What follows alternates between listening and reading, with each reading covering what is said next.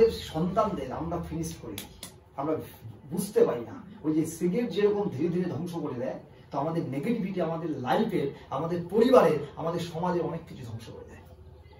আপনি ভাবতেই পারবেন না এবং ফিল করতে পারবেন। একটা ব্যক্তিকে ধরেন, আমি মমসুদ বাবুকে যদি বলি, এক্সাম্পল দিচ্ছি, মমসুদ বাবুকে বলছি, মমসুদ বাবু তুমি যে জামাটা পরে এসেছো ভালো লাগছে, এক্সাম্পল। আবার ভাববেন না যে কি ব্যাপার, খারাপ লেগেছে সেটা না, এক্সাম্পল।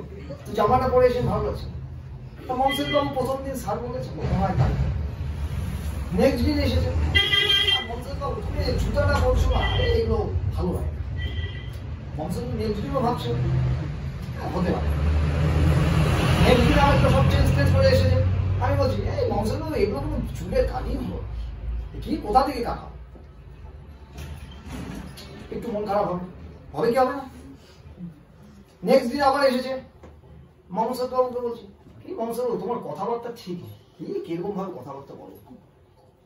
তা কিন্তু নয়, মমসুদ বাবু দুর্দান্ত কথা বলে, ওটা ভাববেন না।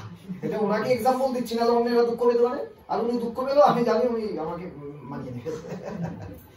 তো বারবার যদি একটা লোককে নেগেটিভ বলা হয়, তা ওই লোকটা নেগেটিভ শোনার পরে বলবে আরে বিশুদের কাছে যাবোই না, কেনই নেগেটিভ বলে। এবার ঘটনা চক্রে যা আসে না, কিন্তু হঠাৎ করে এক জায়গায় দেখা হয়েছে, দেখা হয়ে যাওয়ার পরে আরে মমসুদ বাবু তোমাকে দেখি না, কোথায় থাকো? এই স্যার একটু মমসুদ বাবু তোমার চেহারাটা খারাপ লাগছে, তোমার চেহারাটা ভালো লাগছে, কিন্তু মনে হয় মুখে মাথা তাই।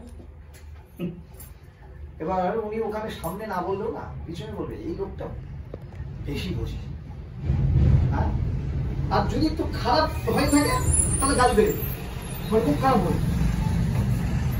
নেগেটিভ কথা আমরা কেউ অ্যাকসেপ্ট করতে পারি না, ভুল বললাম না ঠিক বললাম?